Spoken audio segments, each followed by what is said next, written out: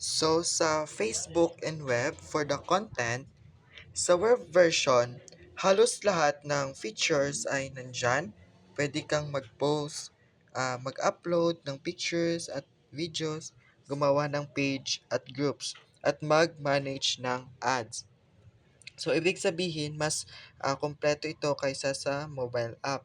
So, for the layout, mas malapad ang screen, kaya makikita mo ng sabay-sabay ang news feed. So, nandito ang mga menu, mga stories, at chat box. So, sa mas madali mag-navigate kasi marami kang makikitang option sa isang tingin. So, for the design, mas detalyado ang itsura at maraming mga visible buttons at menus ang makikita mo dito. So, ginawa ito para gamitin sa mouse at keyboard kaya mas madali mag-type at mag-manage ng mga post o page. So, mas professional ito at pang-heavy use talaga ang web version. And for the FB mobile naman is for the content is pwede ka ring mag-post, mag-react at mag-comment at mag-upload ng pictures at videos pero may kaunting limitation.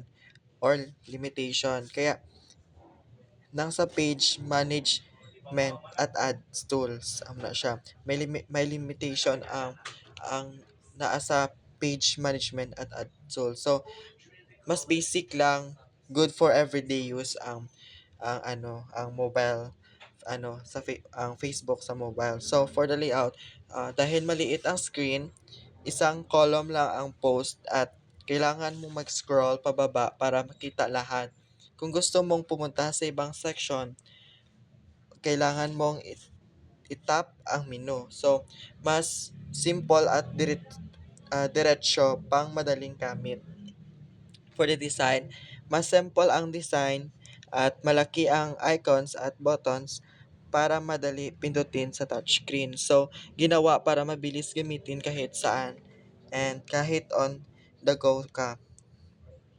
So, in short, ang Facebook web version ay ang ang Facebook web version ay mas kompleto at detalyado, maganda gamitin kung gusto mong mag-manage ng page o gumawa ng maraming post.